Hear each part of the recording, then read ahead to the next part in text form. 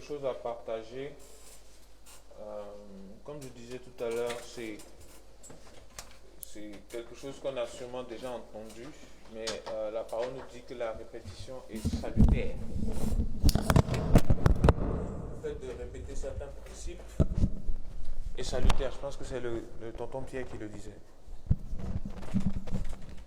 Et maintenant, le truc que je voudrais partager, c'est quelque chose que le Seigneur m'a mis à cœur depuis quelques temps.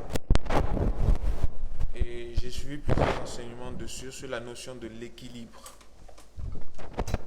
Vous savez, dans la foi chrétienne, il y a plusieurs aspects. Il y a l'aspect doctrinal, il y a l'aspect de la connaissance. C'est-à-dire où on emmagasine de la connaissance, c'est-à-dire on est enseigné sur plusieurs principes et tout. Et la Bible nous dit que le manque de connaissance, il dit ça comment dans Osée 6,4, mon peuple périt parce qu'il lui manque la connaissance. Donc déjà, le fait de connaître, c'est important. Mais de l'autre côté aussi, la connaissance sans la pratique, elle ne sert à rien. Jacques pouvait dire, montre-moi ta foi sans les œuvres, moi je te montrerai ma foi par les œuvres. Donc, il y a un moment donné, il faut une démonstration. Et c'est ça même la définition de la foi. Il y a une démonstration. Il y a de la pratique, il y a quelque chose qu'on doit voir. Donc, tu peux avoir la compréhension exacte de ce que c'est, les 50 principes de la prière, les je ne sais pas quoi. Mais si toi-même, tu ne pratiques pas, je ne sais pas à quoi te sert ta connaissance. Et la Bible nous dit encore plus, c'est-à-dire que la connaissance, elle enfle. Ça te rend orgueilleux, tu penses que tu connais, mais dans le fond, c'est pas trop ça. Amen. Donc, c'est pour ça que c'est salutaire de revenir sur ces choses-là. Donc, j'aimerais parler d'équilibre, j'aimerais parler du caractère chrétien. Caractère selon le royaume de Dieu, caractère selon Christ. Amen. Donc, le premier passage qu'on va prendre, on va prendre Luc chapitre 6 au verset 40.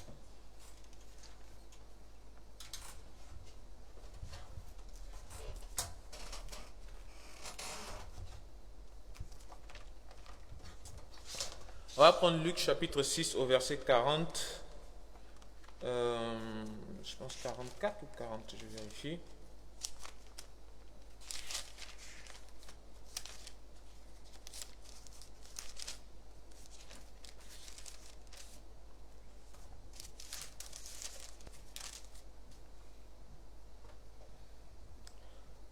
Ok, donc Luc chapitre 6, verset 40. On y est? Voilà, je lis. Le disciple n'est pas plus que le maître, mais tout disciple accompli sera comme son maître. Je relis. Le disciple n'est pas plus que le maître, mais tout disciple accompli sera comme son maître. Dans par exemple des disciplines, tout ce qui est artistique, tout ce qui est où il y a de la pratique de l'entraînement, vous voyez, il y a souvent une personne qui est déjà aguerrie, qui a déjà certaines compétences et qui va transférer, qui va capaciter une autre personne qui n'en a pas. Je donne un exemple. Par exemple, on prend un jeune par exemple qui dit qu'il veut apprendre la mécanique. Il va rentrer dans un garage mécanique, ça se dit, garage auto. Et maintenant, il y aura un mécanicien qui est déjà qualifié et tout. Mais lui, il va entrer en tant qu'apprenti.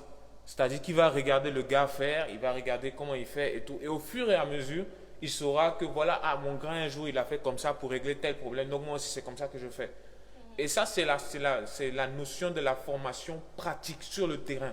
Jésus-Christ, c'est comme ça qu'il a formé ses disciples. Il n'y avait pas une école où on formait les gens, non. C'est-à-dire c'est des gars qui ont marché avec lui, qui ont vu comment il réfléchissait, comment il faisait juste. Et l'Esprit de Dieu aussi a réveillé leur intelligence quand Jésus est parti. Mais c'est exactement les mêmes choses que les gars faisaient. La Bible nous dit que Jésus-Christ est venu, il dit ça dans Jean 10, le diable vient pour dérober, détruire, et voilà. Et lui, il est venu pour apporter la vie en abondance. Et on nous dit que Jésus partait partout, il allait faisant le bien, il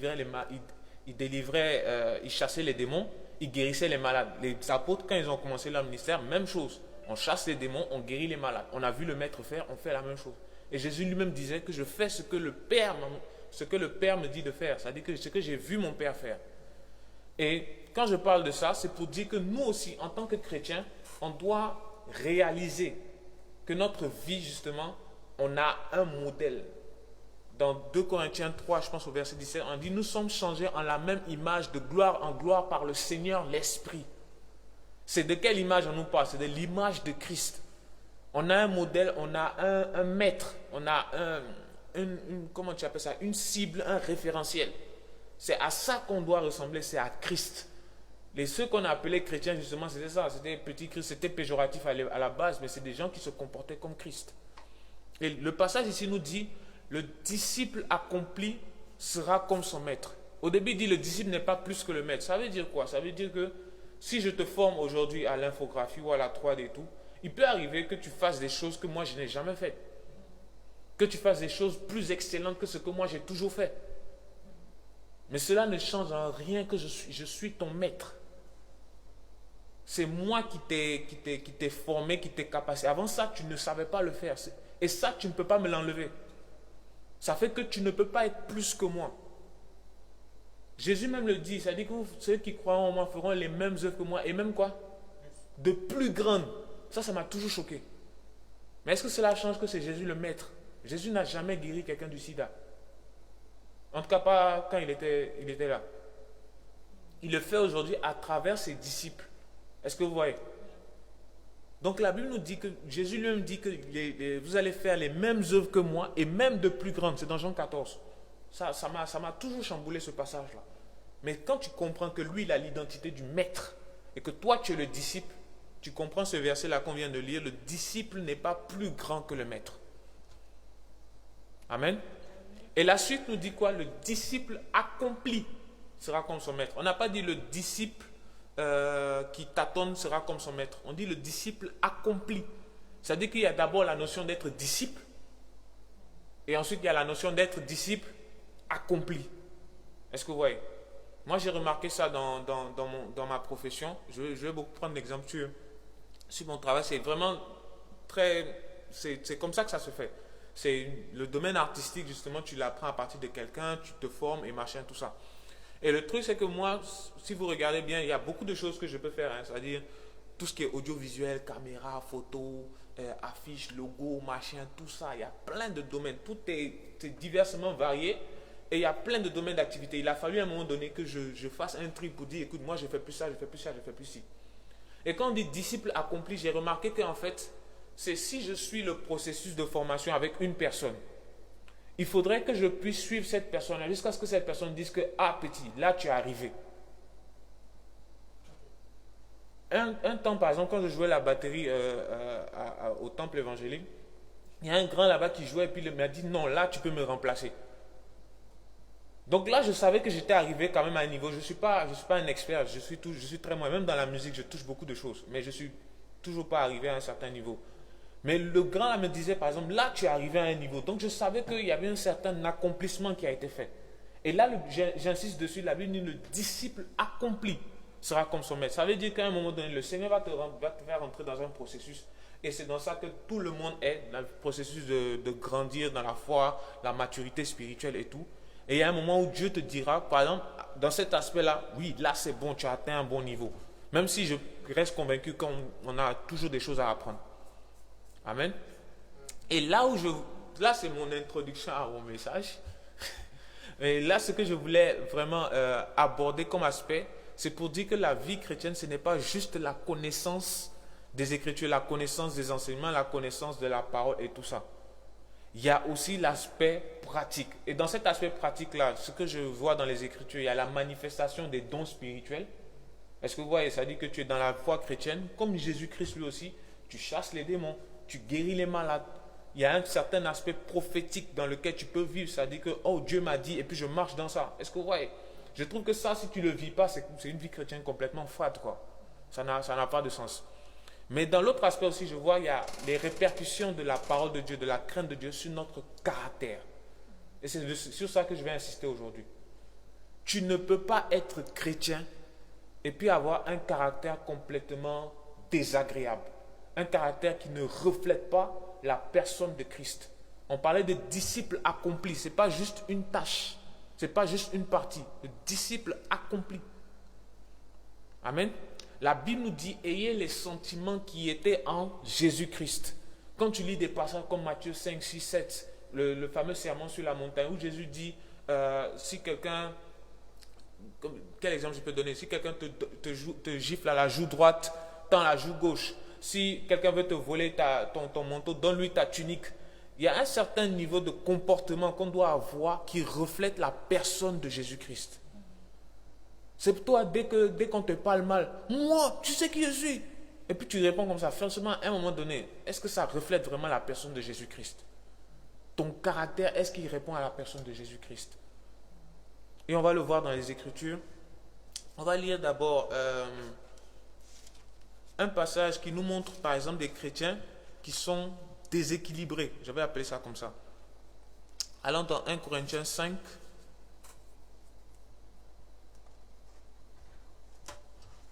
À partir du verset 1.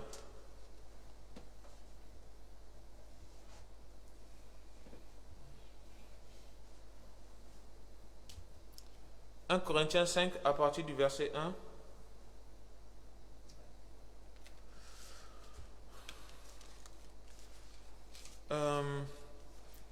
Et Ahmed, est-ce que tu peux me chercher rapidement le passage dans Timothée où on parle de la nomination des anciens et le gars, il doit prendre soin. Voilà, j'ai déjà trouvé. Oui, c'est 1 Timothée 3. On va prendre 1 Timothée 3 de l'autre côté. 1 Timothée 3 à partir du verset 4. Donc je lis 1 Corinthiens 5 d'abord à partir du verset 1. Amen. Donc je lis. On entend dire généralement qu'il y a parmi vous de l'impudicité. Une impudicité telle qu'il ne se rencontre pas même chez les païens. C'est au point que l'un de vous a la femme de son père. Et vous êtes enflé d'orgueil. Et vous n'avez pas été plutôt dans l'affliction, afin que celui qui a commis cet acte fût ôté du milieu de vous. Après il dit...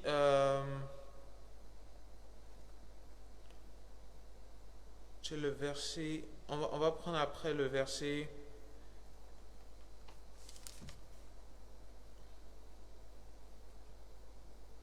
Le verset 11. On prend à partir du verset 9, pardon. On remonte au verset 9.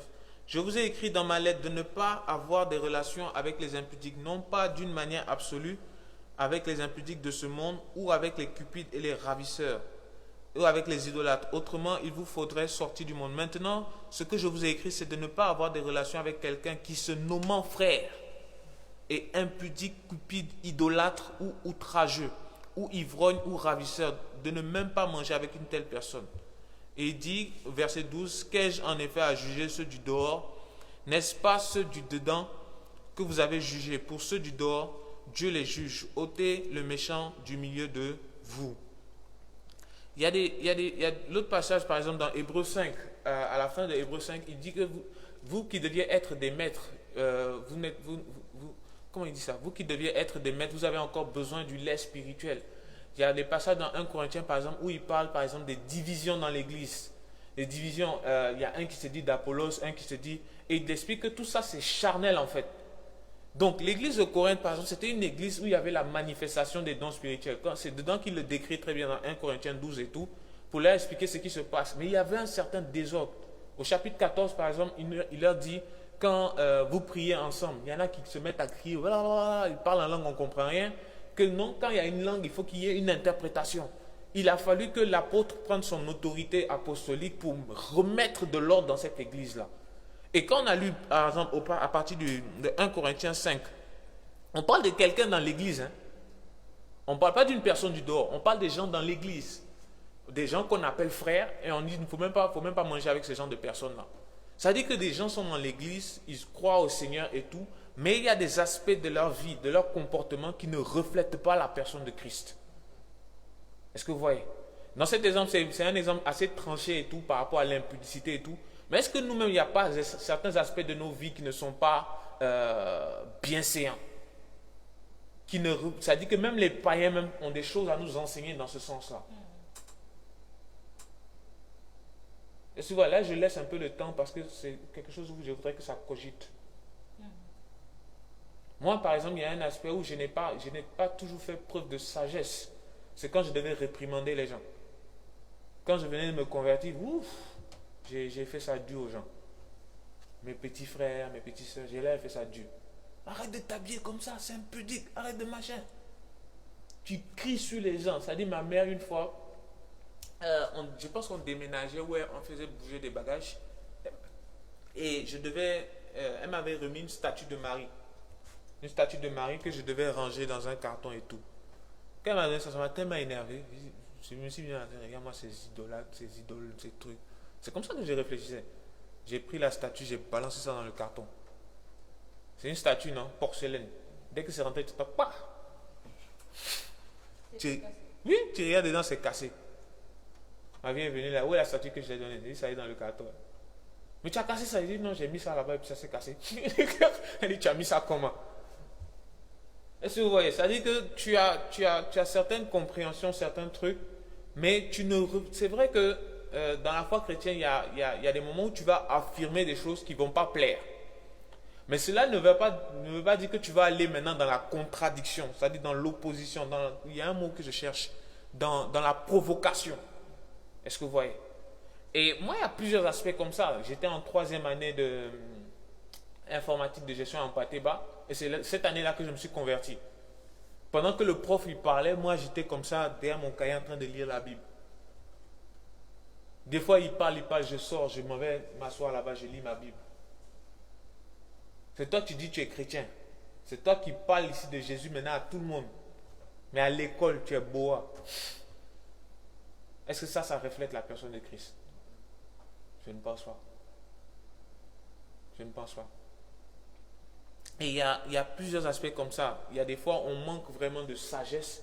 Il y a des fois, le comportement même qu'on a est complètement désagréable. Toi, tu es chrétien, ton visage est toujours fermé. Tu réponds froidement aux gens. Oh frère, comment tu vas? Je vais bien. Puis tu regardes la personne comme ça. Manque de comment on appelle ça? Sociabilité ou je ne sais pas quoi. Tu ne sais pas mener une conversation. Tu te rappelles, tu vas au restaurant avec les gens, c'est toi qui manges. Après, tu bénis Dieu pour le repas. Les gens prennent couteau, fourchette, machin. Toi, tu es là. Frère. Donc, il y a plusieurs aspects de notre caractère, en fait, qu'on doit revoir. Normalement, ça doit être bien séant d'abord. Et ensuite, ça doit refléter la personne de Christ. Christ était quelqu'un, on dit, ayez les sentiments qui étaient en Jésus-Christ. Je ne pense pas que Jésus-Christ, du matin au soir, il était là en train de critiquer la France.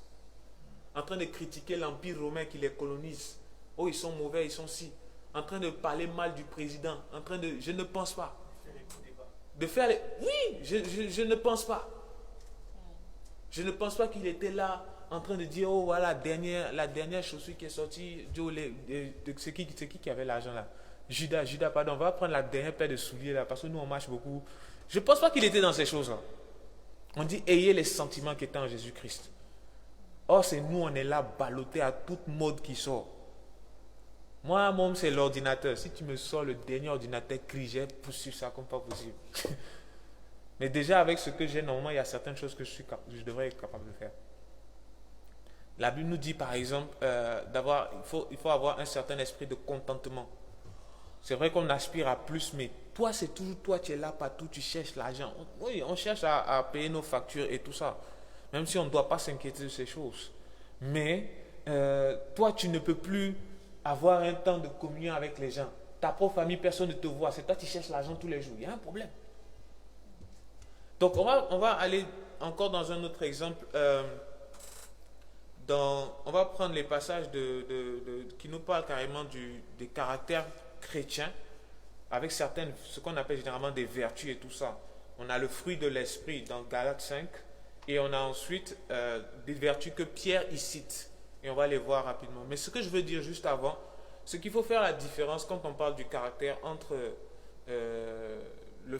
l'aspect chrétien où on cherche à améliorer notre personnalité, à améliorer ce genre de choses et ce qu'on voit aujourd'hui qui est le développement personnel. Moi j'ai un problème avec ça. J'ai un très gros problème avec ce concept-là. On ne va pas prendre du temps pour expliquer d'où ça vient, pourquoi est-ce que je suis assez réticent par rapport à ça. Mais l'aspect biblique m'intéresse beaucoup plus. Pourquoi? Parce que quand tu arrives dans la foi chrétienne, ce qui se passe en fait, c'est que tu nais de nouveau. Tu acceptes le Seigneur comme Seigneur et Sauveur. Tu acceptes Jésus comme Seigneur et Sauveur. Et là, tout ton être est impacté par cette décision que tu as prise, par ce miracle-là. La Bible nous dit nous sommes esprit, âme et corps.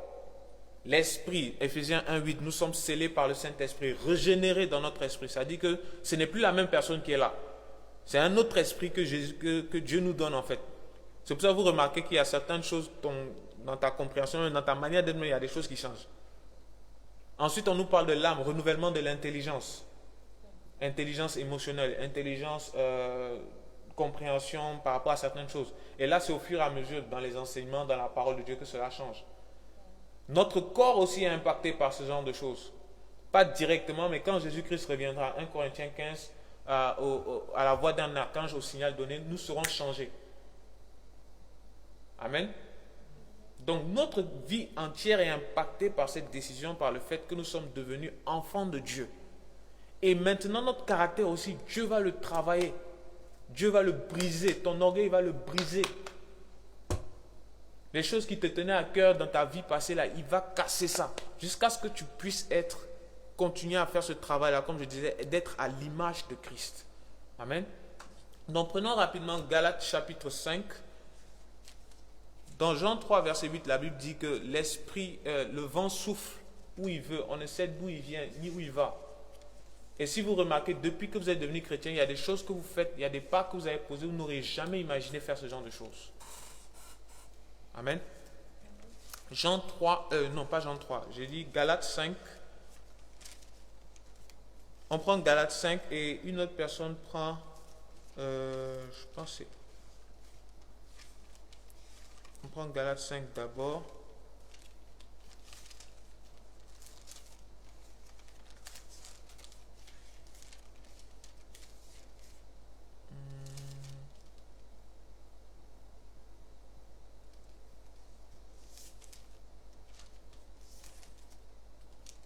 De Pierre chapitre 1 à partir du verset 3.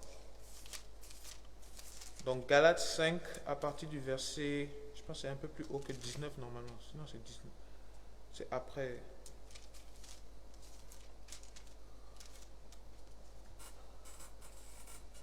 Galates 5 à partir du verset 22. Je lis. Mais le fruit de l'esprit, c'est l'amour, la joie, la paix, la patience, la bonté, la bénignité, la fidélité, la douceur, la tempérance. La loi n'est pas contre ces choses.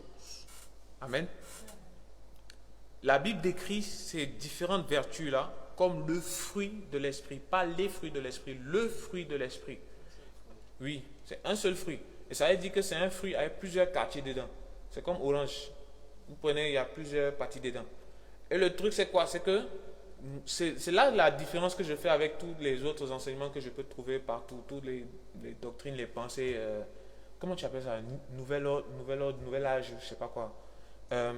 New Age, voilà, ça se dit mieux en anglais. New Age que nouvel âge. Nouvel âge, c'est bizarre. Mais la Bible nous dit ici, c'est le fruit de l'esprit. C'est-à-dire que quand on dit un fruit, c'est quelque chose qu'on a semé, quelque chose qu'on a entretenu, on a mis l'eau dedans, on a arrosé et tout, on a entretenu jusqu'à ce que l'arbre grandisse et puis ça produit quelque chose. L'esprit de Dieu, quand Dieu nous a donné son esprit justement, c'est ces choses-là que cela produit. Je ne sais pas si vous voyez un peu dans votre vie chrétienne, il y a certains aspects de votre personnalité qui ont été radicalement changés quand tu es devenu chrétien. Ce n'est pas parce que tu as fait un travail extraordinaire et tout, mais tu sens que ça, c'est le fruit de l'esprit. Moi, une fois, il y a une fille qui m'a dit, mais toi, tu es devenu sage. Parce qu'en fait, le truc, c'est que la Bible dit, par exemple, dans 1 Corinthiens 13, il ne faut pas soupçonner le mal. L'amour ne soupçonne pas le mal. Donc, quand tu viens me dire, par exemple, telle chose, telle personne m'a fait telle chose, je dis, non, écoute, est-ce que la personne... Qu'est-ce qui a poussé la personne à faire ça? C'est-à-dire d'abord tu cherches à peser le pour et le contre, à savoir qu'est-ce qui a amené la personne à réfléchir comme ça, sans pour autant déjà faire un jugement préétabli. Et le fait de parler comme ça à la personne, elle disait que tu es devenu plus sage. Moi, je n'avais pas réalisé ça en fait. C'est quand elle m'a dit ça, il fait qu'est-ce qu'elle me dit comme ça? Il dit bon, gloire à Dieu quoi. Amen. Et quand on lit par exemple ici, on dit c'est le fruit de l'esprit, c'est l'esprit de Dieu qui produit cette chose-là en nous. Et chaque fois que la Bible, ça chaque fois je le dis, on lit un truc et puis on cite plusieurs choses comme ça, il ne faut pas le lire juste d'un trait et puis tu avances. Il faut aller pas à pas. On n'a pas le temps ici pour décrire ce genre de choses, mais ça dit c'est bon de faire une étude biblique. J'étais dans une assemblée où on a pris carrément un an. Un an pour décrire chaque vertu. Chaque mois on prenait une vertu et on décrivait ça. Donc ici par exemple dans Galates 5 verset 22, on nous parle de le fruit de l'esprit, c'est l'amour. Quand on dit l'amour, déjà vous commencez à penser à 1 Corinthiens 13. Joe, c'est pas même amour là qu'on voit partout. Où Jésus nous dit il faut aimer ton ennemi. Ça c'est le caractère du chrétien. Dans le monde on te dirait quoi? Dans le monde on te dit il faut aimer ton ennemi. J'ai regardé un film comme ça un jour. Je ne sais pas si je vous ai déjà raconté ça. C'était les gars qui étaient en Sibérie. Tu vois, les pays où c'est complètement glacial. Et c'était un gars, il était en train de fuir, je sais pas, je ne connais plus les conditions du film. Il était en train de fuir. Et celui qui le poursuivait avait un pistolet. Il était juste derrière. Et chaque fois que le gars il faisait tout pour courir, mais il savait très bien que c'était peine perdue, quoi. Il a froid, il est fatigué. L'autre est derrière en train de sourire, avec son pistolet. Et il avance, à un moment donné, il tire son pied. Il s'amusait avec lui, quoi. Et le gars était comme ça en train de courir, je ne sais même pas ce qu'il cherchait. Et un coup, celui qui était derrière est tombé. Ça veut dire que c'était un... Comment tu appelles ça? Tu vois les lacs ou bien les trucs là, quand ça glace, quand ça se... Voilà. Donc, c'est comme s'il était sur la glace et puis finalement il est tombé dedans. Donc il était là-bas maintenant finalement en train de mourir avec son pistolet et tout dans l'eau glacée, là, il est là-bas en train de mourir. Donc maintenant le gars qui était devant là-bas, ceux qui ont tiré là, il a entendu, il se tourne, il voit l'autre qui est tombé dans l'eau. Donc lui maintenant il revient. Donc j'étais avec mes petits frères, on regardait le film et puis j'ai dit ah lui il aime son prochain, il aime son ennemi. Est-ce que tu vois? Genre il va venir le secourir et tout. Le gars arrivait comme ça devant le trou et puis il le regarde en train de mourir. Jusqu'à ce que le gars meure et puis c'est là lui part. La Bible nous dit aime ton ennemi. Là, quelqu'un qui a tiré sur toi sur 2 kilomètres. C'est pas évident, je n'ai pas dit c'est facile. J'ai dit c'est pas évident. Mais ce que Dieu veut, c'est que tu aimes ton ennemi. Quelqu'un qui te fait mal. Quelqu'un qui te parle mal. Quelqu'un qui t'énerve. Moi, il y a des gens comme ça, à un moment donné, je ne les supportais pas. Je vous ai raconté le truc par rapport à quand je faisais le permis, là, le moniteur bizarre que j'ai eu. Le Seigneur me fait comprendre que Joe, il faut que tu cherches à... Je dis, ah Seigneur, toi aussi. Seigneur, toi aussi. Le caractère du chrétien. Là, je parle juste du premier aspect, on parle de l'amour. Après, on nous parle de la joie. Je parlais tout à l'heure, toi, ton visage est toujours fermé. Or, la Bible nous dit, regardez comme un sujet de joie les différentes épreuves auxquelles vous êtes exposés, confrontés. Ça veut dire que toi, la joie qui vient de Dieu, normalement, ne doit pas être ébranlée par la vie de quelqu'un d'autre, par le comportement de quelqu'un d'autre, par la volonté de quelqu'un d'autre. Parce que le gars, il t'a parlé mal, toi, tu rigoles plus. Tu dois arriver à un niveau où la paix intérieure qui est en toi, la tranquillité, la sérénité, la joie, ne dépend pas des autres. Et c'est ça le caractère du chrétien. Là, je viens juste de parler de 2 aspects. Vous voyez, quand on cite là, ça devient de plus en plus clair et intéressant. Mais on ne peut pas décrire comme ça tout le reste. On parle de quoi? L'amour, la joie, la paix. Ça revient à ce que je disais tout à l'heure, la paix intérieure, la paix. Et ce n'est pas la paix comme le monde le donne. Jésus même le disait. Pas la paix comme le monde le donne. La patience. La bonté, la bénignité, la fidélité, la douceur. La bénignité, je pense qu'il y a une autre version qui le traduit un peu différemment, qui permet de mieux comprendre. Je l'avais vu, mais on va avancer. La fidélité, la douceur, la tempérance. Je les cite comme ça, mais je reste convaincu qu'on peut prendre des temps sur quelques semaines et puis on déballe un à un jusqu'à travailler ce genre de choses. C'est la même chose, le même concept qu'on revient quand on va dans 2 Pierre chapitre 1. Je vais le lire et ensuite je vais terminer par des recommandations pratiques par rapport au caractère du chrétien. D'accord? Donc 2 Corinthiens chapitre 1 à partir du verset 3. Bénignité, caractère d'une personne bienséante et douce. Et douce. Moi, je voyais plus la notion de... Ouais, je vais chercher encore. Peut-être c'est bénignité qui m'a fait penser à bénédiction, bénir, ou bien je ne sais pas, peut-être c'est le français qui m'a blagué là. La douceur. La bénignité. Donc quelqu'un de béni, c'est quelqu'un qui est doux. Vous voyez ce que ça veut dire? Ouais, je pense je vais chercher encore. Quand on parle de plaies bénies, C'est le même sens. ça dit que c'est pas une... C'est pas malin, c'est bénin. Ouais. Ouais, je vois ce que tu veux dire. Mais est-ce que c'est le même... Parce que ça peut nous blaguer. Hein. Ça dit, tu vois béni, béni, tu vois bénin, tu vois bénin. Et puis tu penses que c'est parenté alors que le français là est trop compliqué. Mais je reste convaincu. Il y a d'autres versions. J'avais vu un autre mot qui était plus compréhensible, mais je ne l'ai plus retenu. Amen. Donc, je viens maintenant dans 2 Pierre chapitre 1 au verset 3. Et par rapport à ce que je disais tout à l'heure, par rapport au fruit de l'esprit, où la Bible nous dit que c'est l'esprit de Dieu qui est en nous, qui produit ces genres de choses-là.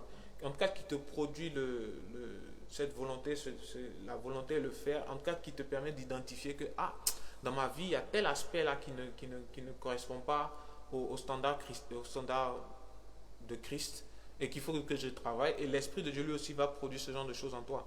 Et au verset 3, on dit, comme sa divine puissance nous a donné tout ce qui contribue à la vie et à la piété, au moyen de la connaissance de celui qui nous a appelés à sa propre gloire et par sa vertu, lesquels nous assurent de sa part les plus grandes et les plus précieuses promesses, afin que par elles vous deveniez participants de la nature divine, en fuyant la corruption qui existe dans le monde par la convoitise.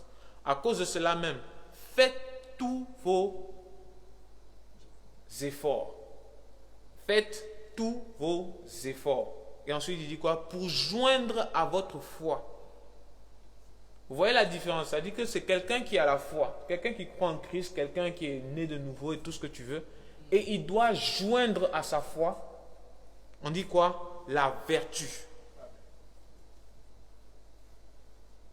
Équilibre. J'ai failli faire. Il doit joindre à la foi la vertu. Tu n'as pas juste la foi, mais tu ajoutes à la foi la vertu. Et ce qui m'intéresse encore plus, quand je parlais tout à l'heure de connaissance, regardez la suite. Il ajoute à la vertu quoi? Et à la vertu, il ajoute quoi? On lit seulement. Je suis au verset 5. 2 Pierre chapitre 1. À cause de cela même, faites tous vos efforts pour joindre à votre foi la vertu. À la vertu, la science. D'autres versions parlent de connaissance. Vous vous rappelez tout à l'heure, je parlais de c'est bien d'avoir la connaissance, mais s'il n'y a pas la suite, ça ne sert à rien. Connaissance, foi, vertu. Donc tu as la foi, on dit d'ajouter à ça la vertu. À la vertu, il faut ajouter la connaissance. Et après, maintenant, il décrit encore plein d'autres vertus. À la connaissance, à la science, la tempérance. À la tempérance, la patience. Je reste convaincu que si la Bible parle d'un côté de tempérance et de l'autre côté de patience, c'est qu'il y a deux concepts là qu'il faut bien cerner qui sont complètement différents. Peut-être avec des similitudes, mais il y a deux concepts différents là. À la patience, la piété. À la piété, l'amour fraternel. À l'amour fraternel, la charité. Et verset 8, car si ces choses sont en vous et y sont avec abondance, elles ne vous laisseront point oisifs ni stériles pour la connaissance de notre Seigneur Jésus-Christ. Ça, c'est un passage qui m'a beaucoup édifié. Quand je vois quelqu'un qui n'est pas zélé dans le Seigneur, quelqu'un qui n'est pas... qui est froid, qui ne manifeste pas ce genre de choses, tu sens que lui, il manque par exemple cet aspect de chercher à être de plus en plus comme Christ. Est-ce que vous voyez? Je vais terminer avec les recommandations pratiques Je voulais juste dire au verset 3, on dit que sa divine puissance nous a donné tout ce qui contribue à la vie et à la piété. Dieu a donné tout ce qui contribue à la vie et à la piété. Je vais dire ça encore. Dieu a donné tout ce qui contribue à la vie et à la piété. Quand on dit la piété, ta relation avec Dieu, la prière, le jeûne, tous ces genres de choses, tu n'as pas le droit de dire je ne peux pas faire ça. Dieu a donné tout ce qui contribue à ça. Dieu a donné tout ce qui contribue à la vie. Pour que tu aies une vie équilibrée dans la gestion de tes sous, dans ton travail, ton comportement au travail, ta manière d'être avec les autres, la bienséance, tout ça. Dieu a donné tout ce qui contribue à la vie. Et comment est-ce qu'il a donné ça? Au moyen de la connaissance de celui qui nous a appelés par sa propre gloire et par sa vertu. Lesquels nous assurent, on a lu la suite. Plus tu connais Jésus, plus tu auras ce qui contribue à la vie et à la piété. Recommandation pratique pour notre caractère en tant que chrétien. Je pense que la première chose à faire, c'est faire un constat. Où est-ce que nous en sommes? Quand on lit des vertus là, est-ce qu'il y a certains aspects où tu te dis que là, c'est pas moi quoi. Moi, mon problème, c'est l'organisation. C'est-à-dire être quelqu'un de méticuleux. C'est-à-dire quand je dis je vais faire quelque chose, faire un plan. C'est pour ça que je me suis lancé sur le 42 km là. Je vais expliquer ça un autre jour. J'ai jamais été quelqu'un de très discipliné sur une longue distance, pendant longtemps. Vous savez, par exemple, quand tu joues au foot, il y a des temps où tu dois t'entraîner, les pré-saisons, ensuite, pendant la saison, renforcement musculaire, stratégie, machin, tout ça. Et moi, ça a toujours été quelque chose de très long. J'ai jamais été très discipliné dans une longue période. Même quand j'étudiais, quand j'étais à l'école et tout, je peux être studieux pendant un mois, composition, machin, tout, mais pendant toute l'année, je trouve ça toujours long. J'ai jamais été comme ça. Et ça, c'est quelque chose qu'il faut que je change. Dieu, il avait avant la fondation du monde, déjà fait le plan de sauver l'homme. La Bible nous dit quoi? Que Jésus-Christ a été immolé avant la fondation du monde. Il avait déjà tout le plan. Et il a exécuté le plan là, step by step. Il a sorti Abraham, après Abraham, machin, les tribus, Israël, les gars sortent d'Égypte, machin, Nangam Sangam, les prophètes, les trucs, tout ça, step by step, jusqu'à ce que Jésus vienne. Jésus n'est pas venu dès que les gars ont péché au jardin d'Éden. Ça a pris du temps, et puis il a fait les choses, chaque chose attendant jusqu'à ce que Jésus vienne. Et moi, dans ma vie chrétienne, ma vie professionnelle, dans tous ces genres de choses, c'est un aspect que je n'ai jamais su faire. C'est pour ça que je me suis lancé dans le truc du marathon là. C'est vrai que je me suis lancé comme ça à tue-tête, mais à y réfléchir, il y a quelque chose que j'apprends de là. J'ai fait un programme depuis plus de 7 mois, depuis fin avril. Depuis fin avril pour un événement qui va se passer le 21 novembre. J'ai installé une application qui fait les countdown day, jour J-. Et la première fois que j'ai mis ça m'a fait jour J-100 combien. Dans ma tête, c'était je ne vais jamais arriver là-bas. Mais c'est des choses, ça dit que si tu rates par exemple un entraînement où tu dois courir juste 3 km, l'autre jour tu dois courir, si tu rates ça dit que le lendemain tu vas sentir ça. Il y a une progression. Vous avez vu, j'ai perdu du poids. Mon patron rentre dans mon bureau comme ça. Chaque fois, il me dit, mais tu as perdu trop de poids, arrête ça, machin, tout. Je lui dis, non, t'inquiète, c'est dans quelques semaines, j'arrête. Il me reste encore 41 jours. Comme si j'étais sur la montagne. J'ai jamais été comme ça. J'ai jamais pu le faire. Et là, c'est quelque chose que j'apprends. Pour un événement, je ne suis même pas sûr de pouvoir finir la course là. 42 km frais. Un jour, je vous expliquerai pourquoi je me suis lancé dans ce truc-là. Les autres raisons, c'était quand j'étais parti au dernier marathon là. Je vais expliquer. Mais c'est pour dire que dans ma vie chrétienne, il y a des aspects comme ça que je dois véhiculer. Ceux qui me côtoient un peu plus, par exemple Armel qui me voit souvent travailler et tout, quand je fais mes tâches, il sait qu'il y a un certain niveau que je veux atteindre dans ce que je veux faire. Mais il faudra que je passe par là, me sacrifier pendant un long temps, discipliner jusqu'à avoir la compétence. Si tu ne fais pas ça, tu vas toujours tourner autour du truc, tu as appris juste un truc, mais tu n'excelles pas en fait. Combien de projets j'ai dans la tête là, dans mes téléphones, dans mes notes. J'ai écrit tellement de trucs. Je vais faire ci, je vais faire ça. Dimanche passé, Thérèse me regardait comme ça. Quand je lui disais non, voilà un chant que j'ai composé encore. Elle dit, hé, toi aussi. Ça veut dire qu'il y en a tellement qui sont là, mais qui dorment. Et nous, en tant que chrétiens, on est là, on est en train de faire ce genre de choses. Les païens ont très bien compris ça. La Bible nous dit quoi? Ça dit qu'il y a des comment on appelle ça? Des richesses injustes. C'est-à-dire qu'il y a des choses, c'est pas dans la vie chrétienne, tu vas aller regarder un païen, comment il excelle, et puis tu apprends ça. Je pense qu'il parlait de celui qu'on avait renvoyé, puis finalement qui allait se faire des amis en diminuant les dettes de son patron et tout ça. Là. Il dit, faites-vous des amis avec les richesses injustes, des choses comme ça. Voilà. Il y a des choses, tu dois apprendre ça. Ça dit que comment est-ce que la personne a fait travailler pour exceller. Mais nous, en tant que chrétiens, on néglige l'œuvre de Dieu, frère. Regardez les églises qui ont un plus grand impact. C'est-à-dire que ce que tu regardes, quand je dis impact, tu penses que c'est l'impact centre chrétien. Mais ils font partie de ça. Des églises qui drainent des millions de personnes. On a beau être contre certains aspects doctrinaux, mais c'est des gens qui drainent du monde. Il y a beaucoup de personnes qui ont donné leur vie à Jésus à travers ces ministères-là, dans le monde entier. Mais nous, on s'assoit, on regarde, on suit Georges Nama, on critique, on like, on balance. Oh, lui il est satanique, lui il est machin. Et en attendant, toi tu fais quoi? Rien. Ton caractère est toujours même chose, bidon. Improductif pour le Seigneur, improductif dans ta vie, et tu accuses tous les démons du monde. Tu es paresseux, tu dis c'est les sorciers du village qui t'ont attaché. Il y a un problème. Amen. Donc, la première chose que je dis, c'est un constat. Là, j'aimerais vous recommander un exercice très pratique. Tu t'assois et puis tu écris 3 aspects de ta vie. 3. Je voulais 5, mais je demande 3. 3 aspects de ta vie où tu sais que là, il y a quelque chose que tu dois bosser. Moi, c'est la discipline. Je dois en finir avec la paresse. Maintenant, la Bible nous dit que l'esprit et la chair sont...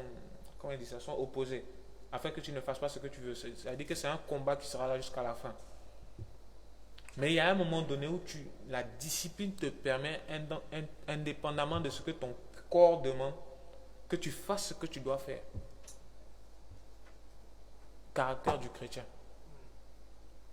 Donc la première chose, le constat.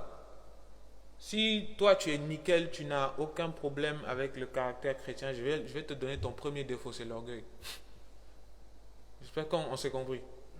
Si pour toi, tout est nickel, tout est propre, genre, tu n'as aucun problème avec le comportement et tout, c'est que ton premier problème, c'est l'orgueil.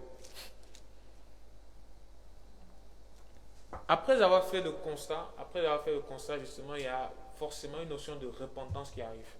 Parce que tu te rends compte que tu as négligé l'œuvre de Dieu, tu te rends compte que tu as eu un mauvais comportement, un mauvais témoignage, dans beaucoup de choses.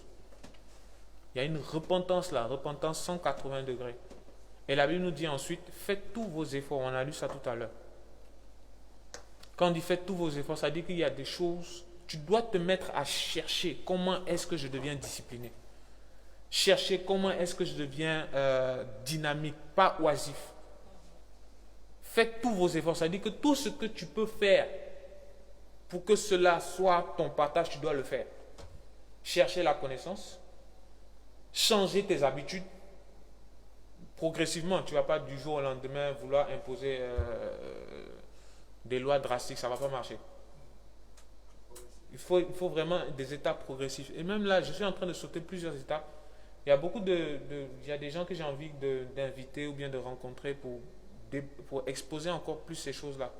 Quelqu'un comme Lisa, par exemple, elle se connaît très bien pour détailler ce genre de principes-là. Dans la vie de la personne, machin, changer tes habitudes, tout ça. Et en tant que chrétien, on a besoin de ça. Marcelo a commencé plusieurs séries maintenant sur l'équilibre dans la vie chrétienne. Si vous suivez, il parle de l'équilibre. Par exemple, ton corps est le temple du Saint-Esprit. Un chrétien doit faire le sport. Un chrétien ne peut pas se mettre à manger tout et n'importe quoi, fast-food tous les jours. C'est toi qui grossis ici. Ce n'est pas... Ton corps est le temple du Saint-Esprit. Tu dois en prendre soin. toi, tu es là, tu es sujet au diabète, hypertension, c'est toi qui manges fast-food tous les jours. Et ça touche tous les aspects de notre vie. Amen. Donc je reviens sur ce que je disais, repentance, constat, repentance, faire tous nos efforts. Et la dernière chose que je recommande, c'est identifier une personne qui a le caractère que tu voudrais avoir. La Bible nous dit qu'il y a, c'est quand tu seras fidèle aux choses qui sont à autrui, qu'on te donnera ce qui est à toi. Donc essaie d'identifier. Tu as fait la liste de 3 personnes, de 3, 5, 10, fais ce que tu veux, de défauts que tu as. Essaie d'identifier une personne qui a le caractère que toi tu aimerais avoir. Moi, comme je le disais, il y a beaucoup de paresse. Et je me suis rendu compte, par exemple, à la maison, il y a beaucoup de choses que je ne sais pas faire. Moi, par exemple, quand je finis de manger, ça dit, je m'assois d'abord, je reste calme. Ça dit, je ne veux pas me lever, me balader partout. J'ai fini de manger, ça dit, mon ventre est rempli, machin. Je m'assois d'abord. J'ai le temps de calme, de silence, là. Je sais pas, tu me comprends. J'aime ce truc-là, ça dit, je suis là, pisse tranquille. Oléra, c'est pas la même chose. On a fini de manger là, les assiettes doivent être, la table doit être débarrassée. On doit laver les assiettes. J'ai dit, pourquoi tu fais ça maintenant? Tous les hommes sont On fait ça après. J'ai dit non. Mais après, c'est vrai que au début, je me disais, c'est un trait de caractère. Je me disais, c'est comme ça que je suis, elle est différente. Tu vois. Mais le constat, c'est quoi? C'est que dans la maison, je lui disais, par exemple, les assiettes, laisse, je vais laver ça. Mais quand je fais ça, quand je m'assois comme ça pendant 30 minutes, je laisse les assiettes, ça va rester comme ça jusqu'au lendemain. Elle le fait tout de suite. Ça m'embrouille en fait. Quand elle le fait tout de suite, machin, j'ai dit, ça fait qu'il y a un temps de... Je tiens quand même à ce petit temps de calme là, tu vois là. Mais maintenant, le truc, c'est que quand on parle d'équilibre, faut pas toi aussi, tu vas ranger c'est toi qui ranges la maison de 20h jusqu'à 2h du matin. Ça dit, même pour manger aussi, assieds-toi, on va manger. Non, en fait, il y a telle chose. Tu vois, là aussi, c'est un déséquilibre. Tu te reconnais dans ça? Tu sais, des fois, tu as envie juste de t'asseoir, de regarder ta série tranquille. Asseyons-nous, quoi. Maintenant, après, si on doit taffer, on taffe ensemble. Et c'est vraiment ça. Moi, par exemple, je dis, il y a beaucoup de paresse. Au boulot, par exemple, il y a un truc que j'ai décidé de changer. Je veux travailler debout. Au lieu de travailler assis comme ça, tu es là sur Netflix, j'ai dit sur Netflix, sur YouTube, même si c'est des enseignements chrétiens. Des fois, tu ne fais pas ton travail, tu es là-bas en train de faire autre chose, de regarder des YouTube, de page en page, de chaîne en chaîne. C'est toi qui es courant de tout, mais sauf de ce qu'on t'a demandé de faire. Donc là, j'ai commandé par exemple un casque anti-bruit. Vous connaissez ça? C'est les casques que tu vois les gens porter à l'aéroport, là. Ceux qui guident les avions. Là. Ça dit quand tu mets ça, tu n'entends personne. Voilà, j'ai commandé ça, lundi ça vient. C'est des trucs, c'est pour dire, quand je disais tout à l'heure, faites tous vos efforts. Ça dit, tu ne vas pas, Lisa aime dire ça, tu ne vas pas faire les mêmes choses et espérer des résultats différents. Il faut que tu fasses quelque chose qui casse ton habitude. Quand j'ai décidé de me mettre au sport, les gars au phare, c'est samedi à 7h. Je ne faisais pas le sport comme ça. Moi, je faisais le sport le soir à 22h après avoir mangé. C'était déjà une application qui fait les mouvements là. Et puis j'étais là, jumping jack, ouais, je fais le sport. Tu n'as rien fait, tu es en train de te mentir. Amen. Donc c'était là ce que je voulais vraiment partager. Et chaque fois que je partage quelque chose, c'est vraiment dans cette optique-là, que ce ne soit pas juste de la théorie. La connaissance, on l'a vu, mais il faut joindre à la connaissance à la fois la vertu. Il faut que ce qu'on a partagé là, il y ait un aspect de nos vies qui change.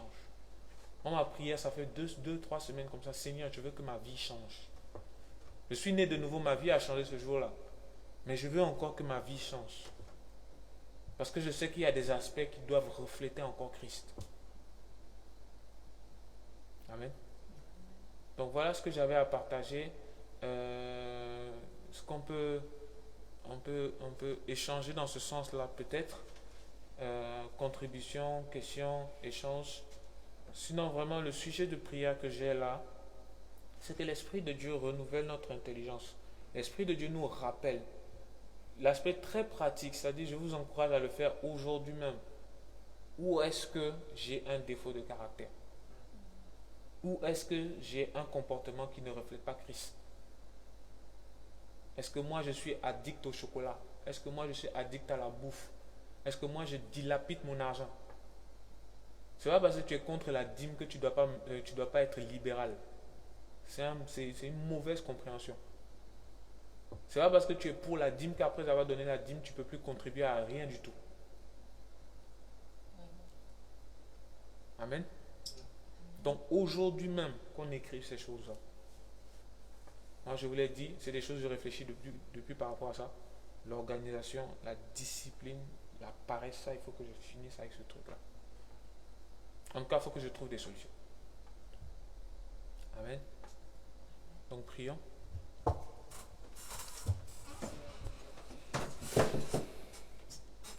Yahweh, je te bénis pour ta parole. Je te bénis pour ta parole, Seigneur. Et ma prière, c'est que ma vie change, Seigneur. Seigneur, change ma vie.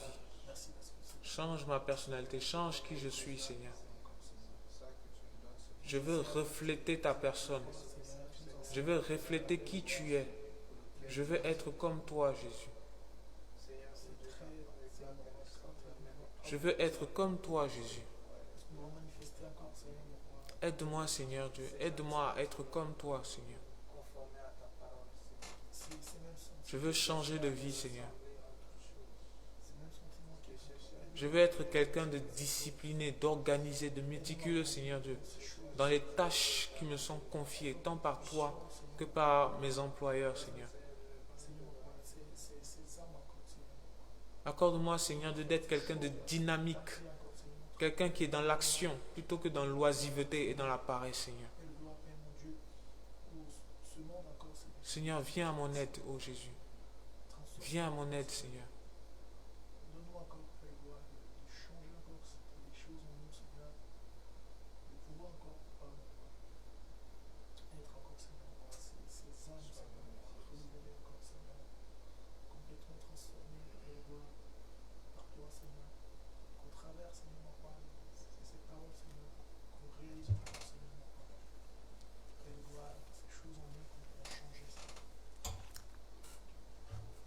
Amen.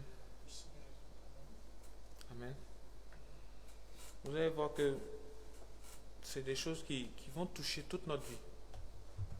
Si tu es quelqu'un qui est vraiment consciencieux de l'œuvre de Dieu, quelqu'un qui est vraiment méticuleux dans l'œuvre de Dieu, tu verras que ton ministère, l'Église, ne sera pas se comporter ne sera pas pareil.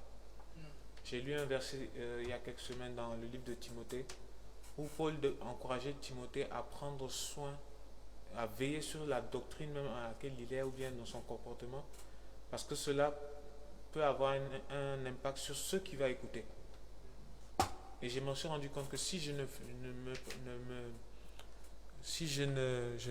veille pas sur ma vie de prière, sur ma méditation, sur ce que le Seigneur me communique et me demande de faire, cela peut avoir un impact sur la vie de ceux qui sont autour de moi. Oléra, Charlotte, pour ne citer que. Pour ne citer que. Par exemple, Charlotte, c'est quelqu'un qui me pose beaucoup de questions et tout ça. C'est quelqu'un qu'on se connaît depuis longtemps. Et si, par exemple, moi-même, je suis froid, tiède, comment est-ce que je vais lui dire, sœur, vas-y, allons dans le Seigneur, persévère tout. Ce serait de l'hypocrisie, en fait. Il faut qu'on veille sur nos vies. Veiller sur nos vies nous implique déjà que nous-mêmes nous ayons une certaine discipline. J'expliquais à Michel me disait non par rapport à la vie chrétienne, par rapport à la vie de prière, que lui ne fixe pas des heures pour prier et tout ça. Je dis, tu fais une erreur. On pense qu'on marche par l'esprit quand on se balade comme ça et qu'on attend que l'esprit te réveille à 3 heures du matin pour... Je ne dis pas non. Il y a des événements exceptionnels. Mais Jésus lui-même, la Bible nous dit qu'il avait une coutume de prière. Il se levait tôt le matin, il allait dans un coin désert selon sa coutume. Quand on parle de coutume, c'est-à-dire c'est quelque chose qu'on fait répétitif plusieurs fois. Selon sa coutume, on dit il montait sur un lieu, il levait et il enseignait. C'est-à-dire que chaque fois qu'il prêchait, il aimait se mettre un peu en hauteur. C'est une erreur de dire, voilà, quand je le sens, je vais prier. Tu ne vas jamais bien le sentir. Tu vas le sentir une fois dans l'année. C'est pour ça, moi, les moments de méditation les plus profonds pour moi, c'est quand je suis mon programme bien précis. La Bible sur un an, il n'y a pas plus bénissant pour moi, à mon niveau. J'ai un programme bien précis. Je commence ici, je commence là. Mais il y a des jours où le Seigneur me réveille. Non, tel passage, va, tu lis ça. Et c'est ça que je veux que tu partages. Qui n'a rien à voir avec mon programme. Mais tu es là, tu erres comme ça, tu avances. Frère, et je pense l'avoir déjà expliqué. La Bible nous dit que le peuple sans vision et sans frein. Est-ce que vous voyez l'image un peu de ce que cela est? L'image que je peux donner, je pense que je l'ai déjà expliqué, c'est j'ai une amie qui a fait Dakar-Gorée. Une collègue qui a fait Dakar-Gorée, la traversée. Je pense qu'un jour j'aimerais bien la faire aussi, la traversée Dakar-Gorée. À la nage, hein? Évidemment. Maintenant, le truc c'est qu'en plein parcours, elle était à contre-courant. Elle ne pouvait plus avancer. Elle était là, elle avançait, elle tournait. Et après son GPS a montré quoi? Tu vois une roue qui avance et puis à un moment donné qui tourne là comme ça pendant 4 heures de temps. Et à un moment donné, elle était complètement épuisée, la pirogue l'a amenée. Le Seigneur me faisait comprendre que quand vous êtes sans vision, quand vous êtes sans discipline, sans organisation, sans truc, c'est comme ça que vous êtes. Au début, vous avancez, pof! Oh, la mission Salut des âmes. Oh là là là là. On fait le tour de Dieuppeul. On a fait quoi? C'est ça, non? On a fait le tour de Dieuppeul. On a pris les salles, on a parlé, on a prêché, on a fait ci. À un moment donné, vous ne savez même pas où vous partez. On tourne en rond comme ça pendant 1 an, 2 ans, 3 ans. Les gens sont découragés. Même 3 ans, c'est trop. 6 mois, 7 mois, les gens sont découragés. Personne ne vient parce que chaque fois, c'est la même chose. On vient, on s'assoit là, on chante 2 chants, les instrumentistes ne sont pas bons. C'est toujours des trucs, et qu'on plaint des trucs, parce que nous-mêmes, on n'a aucune vision. On fait les choses, on ne cherche pas à exceller, on ne cherche pas qu'est-ce qui n'a pas marché, qu'est-ce qu'on peut arranger. On ne réfléchit pas comme ça. Les églises qui ont un plus grand impact, qui avancent, sont des églises méticuleuses. L'aspect doctrinal, on peut revenir dessus, mais ça, il faut leur reconnaître ça. Si les témoins de Jéhovah avaient la vérité, le monde allait changer. Regardez leur zèle. Ça dit que les gars te cartographient le quartier. Il y a combien de maisons dans le quartier? Il y en a 100. Ok. On fait les équipes 2. Tel samedi, c'est vous qui allez là-bas. Toutes les maisons, il n'y a pas un quartier dans Dakar où les Sénégalais, les gens là ne sont pas bâtis. Témoins de Jéhovah. Sonner 2. Tu les vois, les habits seulement disaient que c'est eux. Ils sont partis partout. Mais nous, on fait quoi? On est assis là. On attend qu'Abraham fasse programme d'évangélisation. Et on reste chez nous, on dit on va prier pour lui. Quand il fait évangélisation, on est combien? Je dis on est combien? Moi-même, des fois, c'est pas tout le temps que je parle. 2, 3 personnes. Le frère crie là-bas. Personne ne l'écoute. Parce qu'il faut qu'on parle en Wolof. Là, je suis en train de parler comme ça avec mon cœur, mais frère, si on continue comme ça, ce sera les mêmes choses. On va se retrouver ici l'année prochaine. On sera 3, 4. Bon, si Armel vient, Betty sera là. Bon, ça je ne sais pas comment ils vont s'organiser. Moi, je suis là, Oléra n'est pas là. C'est tout un problème.